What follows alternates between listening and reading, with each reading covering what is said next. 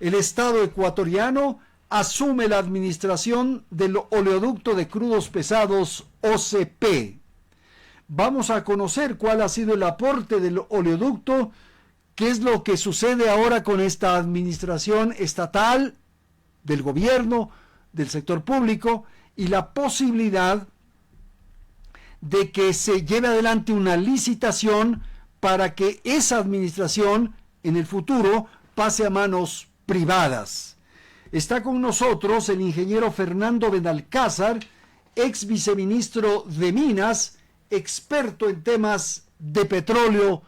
Le hemos pedido a Fernando que nos acompañe, unos momentos. Así que vamos a empezar. Y el primer punto que queremos señalar, o para poner en contexto esta entrevista, es pedirle a Fernando una apreciación del aporte del OCP, de qué ha significado, cómo se estructuró la construcción y el funcionamiento del mismo, en fin, un poco de antecedentes. Buenas tardes, adelante ingeniero, le escuchamos. Buenas tardes, Andrés, qué gusto estar en el programa de regreso. Creo que las circunstancias están puestas sobre la mesa. Era un proceso en el que venía conversando la empresa y la alta gerencia de OCP con varios administradores del Estado, y digo varios porque han habido muchísimos gerentes en Petroecuador y también muchísimos ministros y viceministros en este proceso. Lo que ya está hecho está. Yo meses atrás, julio, agosto, comentaba y en entrevistas similares a estas que lo ideal sería mantener en manos de la empresa privada que exitosamente ha operado por más de 21 años dicho oleoducto, y las posibilidades bajo la estructura BOT que tenía el contrato, si había una inversión fuerte y significativa, podría haber la posibilidad de extenderlo. Llegaron hace pocas semanas a la conclusión que no, que se rescindía bajo la ley de hidrocarburos, se procedió y el Estado asume esa responsabilidad.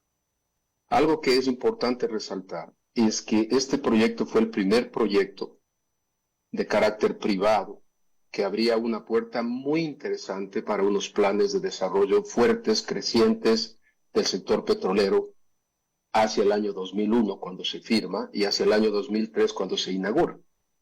Y daba la capacidad de 450,000 barriles que podían transportarse a lo largo de esos casi 500 kilómetros de longitud, uniendo el sector petrolero del oriente ecuatoriano con la parte de exportación en Esmeraldas. Nunca trabajó a su capacidad íntegra. El oleoducto, en el mejor de los casos, llegó a transportar 220,000, 230,000 barriles, y ahora que se cerró estaba alrededor de 150,000 barriles, demostrando que en paralelo no hubo ese crecimiento del sector petrolero, porque para que el sector petrolero crezca, producción necesita inversión. Y cuando no hay inversionistas, cuando no hay empresas grandes y cuando principalmente el Estado ha adquirido prácticamente el 60% de la producción nacional, y por la estructura financiera monetaria que tiene la empresa de hidrocarburos del Ecuador, tiene que remitir siempre su dinero hacia el Estado y de ahí esperar fondos para poder seguir produciendo, creciendo o explorando. Si no hay exploración, no hay nuevos campos, no hay desarrollo. Pero eso es un tema aparte. Creo que es importante que cuando se unieron varias empresas de diferentes orígenes, canadienses, italianas, argentino-españolas y demás, en su momento hubo el capital para esa inversión de casi 1.475 millones de dólares, que no es pelo de cochinas, ¿no? En su momento era el mayor proyecto de inversión que había en el Ecuador hacia el 2001-2003 cuando arrancó. Es importantísimo resaltar que el Ecuador es uno de los países en la región privilegiados en el sentido de tener una capacidad de transporte, un oleoducto de 450,000 que al momento deja libres 290, 300,000 barriles, que en caso de que haya inversiones fuertes, sólidas y haya desarrollo de los campos en los próximos años, no existirá el cuello de botella que siempre ha existido, que es no tener cómo transportar ese crudo. Así que creo que esta es una decisión tomada y creo que también los pronunciamientos del gobierno son claros, están conscientes que hay que hacer un proceso de transición hacia una licitación internacional en los próximos meses, porque se requiere dinero para operar un oleoducto. Fernando, tal como usted señala, se han cumplido los pasos, los tramos, los tiempos. Evidentemente ha sido una transición, digamos, sin sobresaltos, sin tensiones, y se ha cumplido aquello que se había pactado hace 21 años. A esta hora, el oleoducto es atractivo, puede resultar para una empresa privada atractivo operar ese oleoducto. ¿Qué cree usted? Y hago esta pregunta porque quizás los administradores hasta hace 48 horas podían haber pedido, planteado, propuesto quedarse, pero no lo hicieron. ¿Qué opinión tiene? No, no es que no lo hicieron. Los administradores, y tengo la oportunidad de conversar con el presidente del OCP, siempre estuvieron trabajando muy de cerca con el gobierno. Y reitero, han habido muchos administradores, muchos viceministros, muchos gerentes de Petroecuador, y eso influye porque el intercomunicador en un proceso de negociación debe tener una parte que ha sido permanente, que es la gerencia del OCP, y otra que ha sido variable. Personas que han sido reemplazados, cambiados de la noche a la mañana, cambios sustanciales en las autoridades de turno. Eso ha dificultado llegar a un acuerdo. Y creo alguna vez escuché que siempre había una predisposición del gobierno al diálogo y a conversar y evaluar. Porque yo creo que el gobierno ecuatoriano, y usted acaba de dar nuevamente una noticia, busca fondos, busca dinero. El gobierno ecuatoriano actual, y no solo este gobierno, en los últimos años ha vivido una circunstancia de limitación económica. Manejarse un oleoducto privado, como ha declarado el gobierno, aproximadamente necesitarán 10 millones mensuales para poder mantener la administración.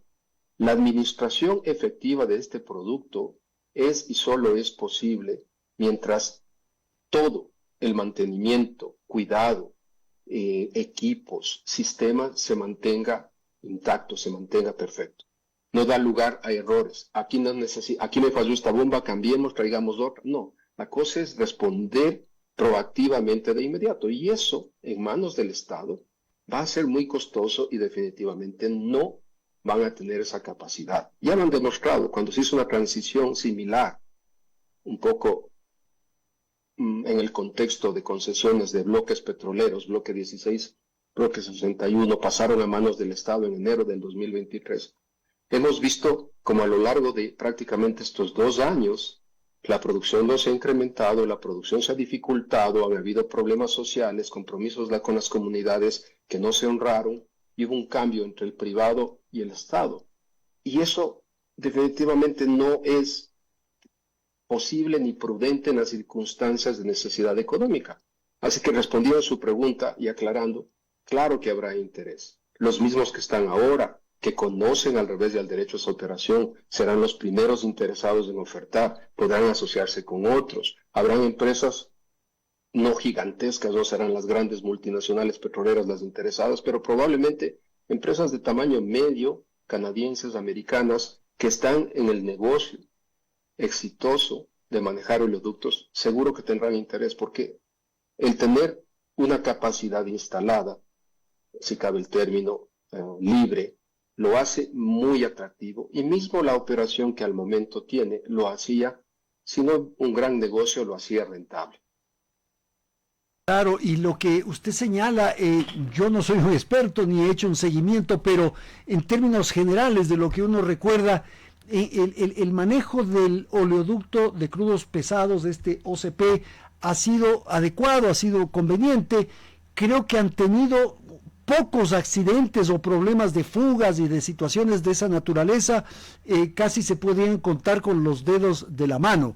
Ahora, manejados por el Estado, eso le significa 10 millones de dólares mensuales. Eso es lo que cuesta administrar, manejar, operar el oleoducto. Y no sé si los beneficios pueden compensar unos valores tan importantes, Fernando. A ver, yo creo que ellos, para haber tomado la decisión como Estado, ya contaban con todos los apoyos financieros y económicos. Recordemos que para tomar una decisión en el sector público debe haber informes técnicos, legales y económicos y la asignación de fondos formalmente desde el Ministerio de Economía y Finanzas. Es decir, ellos están preparados para eso.